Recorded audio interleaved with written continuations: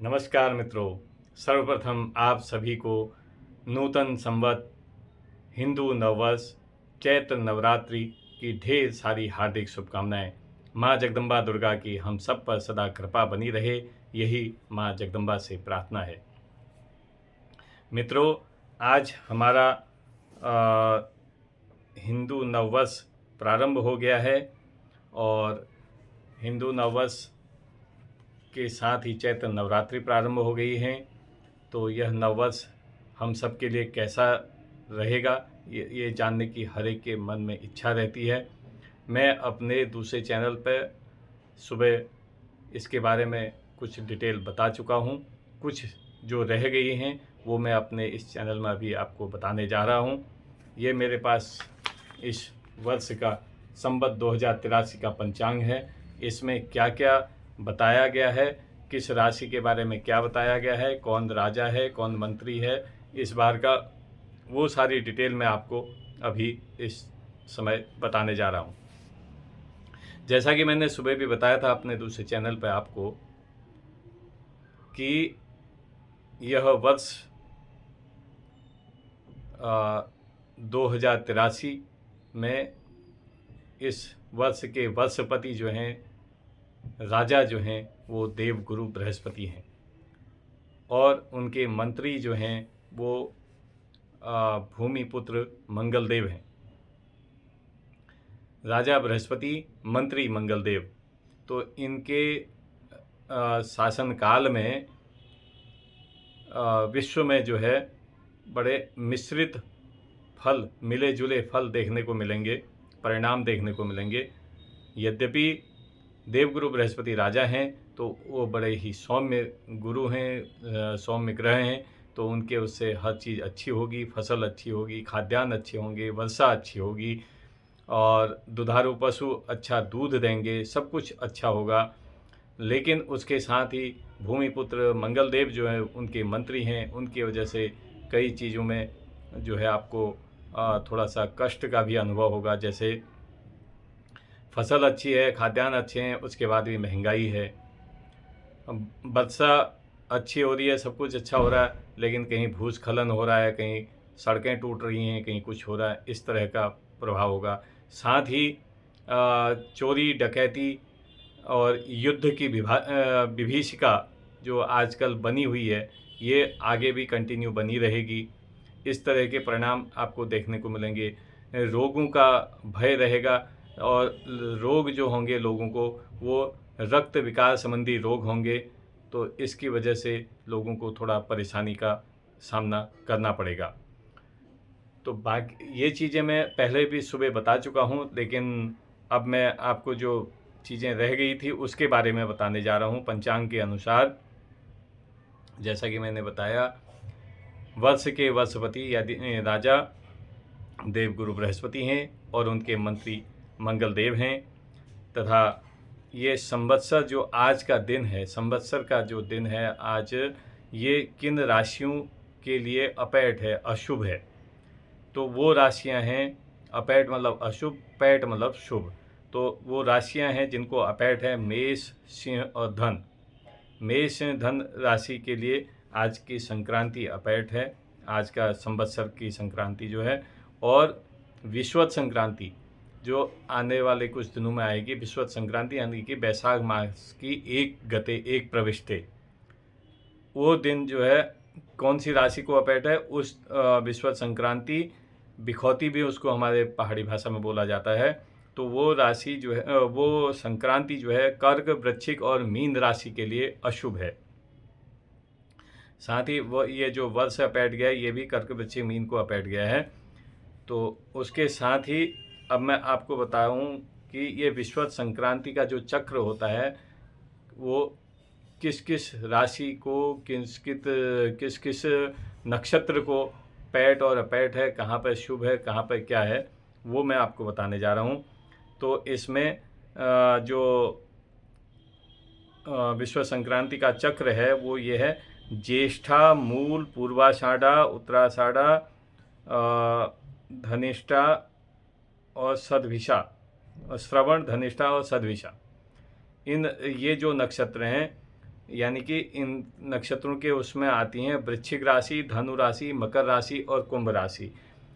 इन राशि के जातकों को ये जो है ये विश्व संक्रांति जो है शीर्ष पर है, यानी कि इनको शुभ परिणाम मिलेंगे। उसके बाद स्वाति, विशाखा और अश्लेषा जिसका नक्षत्र है, स्वाति, विशाखा, अश्लेषा, इसमें मुख्य तौर पर आती हैं तुला और वृश्चिक राशि। तो तुला और वृश्चिक राशि और साथ में जिनके ये नक्षत्र हैं, अगर वो किसी और राशि पे भी है तो उनके ये मुख पे ये चक्र है, तो इनके लिए भी ये शुभ रहेगा। उसके बाद मघा, पूर्वा फाल्गुनी, उत्तरा फाल्गुनी, हस्त, चित्रा, ये जिनके नक्षत्र हैं, यानी कि सिंह, कन्या, तुला राशि का दूसरा चरण, तो उनके ये हृदय में है, उनके लिए भी ये शुभ फल कारक है। उसके बाद दक्षिण करे, दक्षिण करे में है पुष्य और अश्लेषा, ये जो नक्षत्र हैं, यानी कि मिथुन और कर्क राशि के जातकों के ये दाहिने हाथ में है। दक्षिण करे मतलब दाहिने हाथ में, तो उनके लिए भी शुभ कारक है। और उसके बाद रोहिणी, मृगशिरा, आद्रा जिसका नक्षत्र है, यानी कि वृष और मिथुन राशि, उनके ये वाम करे बाएं हाथ में है, तो उनके लिए सामान्य रहेगी, न शुभ न अशुभ। उसके बाद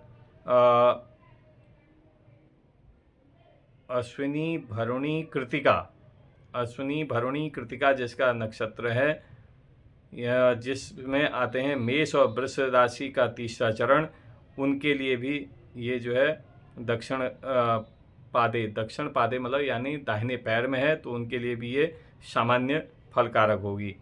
और उसके बाद वाम पादे, वाम पादे में है पूर्वा फाल्गुनी, उत्तरा फाल्गुनी, रेवती, ये जो नक्षत्र हैं, यानी कि इसमें आते हैं आपके कुंभ राशि तीसरा चरण और मीन राशि। तो इन कुंभ और मीन राशि के जातकों के लिए ये जो है विश्वत संक्रांति बाएं पैर गई है, यानी कि अशुभ गई है। तो बाएं पैर जिस राशि के जातकों के लिए विश्वत संक्रांति जाती है, तो इसके निराकरण के लिए विश्वत संक्रांति के दिन इन राशि के जातकों को, कुंभ और मीन राशि के जातकों को जो है एक चांदी का बायां पैर बनवाकर उसको जो है सफ़ेद कपड़ा, दही, चावल और घी, चीनी, इस तरह के सफ़ेद चीज़ों के साथ उसका पूजन कराकर ब्राह्मण को उसका दान देना चाहिए। चांदी का पैर बनाएंगे, उसमें सफ़ेद कपड़ा होगा, चावल होंगे, दही होगा, घी होगा, चीनी होगा, जो कुछ भी आपकी श्रद्धा और सामर्थ्य है उसके अकॉर्डिंग आप उसका पूजन कराकर ब्राह्मण को उसका दान करें। तो ये जो इसका अशुभता का जो वो है वो दूर होता है, शुभ हो जाता है। तो इस तरह से ये विश्व संक्रांति का वो है। उसके बाद जिनका नाम 100, 2, 4 आदि अक्षरों से आता है, उनको वाम पाद का पूजन अवश्य करना चाहिए। ये भी आपको बता दें, राशि तो आपको पहले बताई दी थी, कुंभ और मीन। उसके बाद नाम का भी बता दूं, 100 मतलब दंती 100 जिसको कहते हैं, लास्ट 100 से सरौता वाला जो 100 होता है, उस 100 से, 2 से और 4 से अक्षर से जिनका नाम आता हो, उन लोगों को जो है बाएं पाद का पूजन करा करके ये दान अवश्य करना चाहिए। बात शनि की 7.5 की, तो कुंभ, मीन, मेष राशि को इस बार शनि की 7.5 रहेगी। कुंभ राशि, मीन राशि और मेष राशि को शनि की 7.5 रहेगी। और राहु और केतु की जो दशा है, राहु और केतु का प्रभाव रहेगा कुंभ, मकर, सिंह और कर्क राशि को। कुंभ, मकर, सिंह और कर्क राशि को जो है राहु और केतु की दशा का प्रभाव उन पर रहेगा। तो इन सब चीज़ के निराकरण के लिए मैंने लगभग आपको सभी चीज़ें बता दी हैं। इन सब के निराकरण के लिए आप शनि का, राहु का, केतु का जपदान करें, भगवान हनुमान जी की स्तुति करें, हनुमान चालीसा का पाठ करें और अपने घर में रुद्राभिषेक, शिवार्चन और हनुमान जी का पाठ, सुंदरकांड का पाठ आदि आप अवश्य कराएं। और इन नवरात्रियों में आप माँ जगदम्बा का दुर्गा पाठ कराएं, चंडी पाठ कराएं, तो आपके सभी जो अशुभ फल हैं उनका निराकरण होगा, आपको शुभ फल प्राप्त होंगे, आपका मंगल ही मंगल होगा। तो सब मंगल की प्राप्ति के लिए, यानी कि शुभ और अभीष्ट की प्राप्ति के लिए आप नवग्रहों में विशेषकर शनि, राहु, केतु और मंगल, इनका जपदान करें।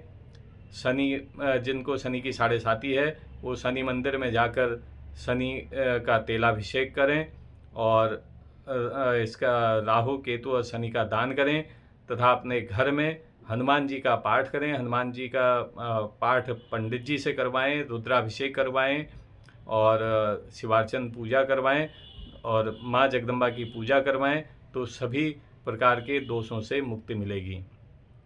तो मित्रों, ये था आज के जो है इस संवत्सर का कैसा ये संवत्सर हम सबके लिए रहेगा उसके बारे में कुछ जानकारियाँ। तो मित्रों, अगर आपको मेरा ये वीडियो पसंद आता है तो आप मेरे वीडियो को लाइक करें, अपने मित्रों के साथ भी शेयर करें, मेरे चैनल को सब्सक्राइब करना ना भूलें। आप लोगों से शिकायत यही रहती है कि आप मेरे चैनल को सब्सक्राइब नहीं कर रहे हैं, तो मेरे चैनल को सब्सक्राइब करें। आपके लिए और आगे के वीडियो में अधिक जानकारियाँ,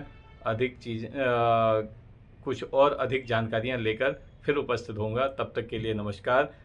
हैप्पी हिंदू नववर्ष, यानी कि हिंदू नववर्ष की ढेर सारी आपको पुनः शुभकामनाएं। माँ जगदम्बा की कृपा सदा बनी रहे। नमस्कार।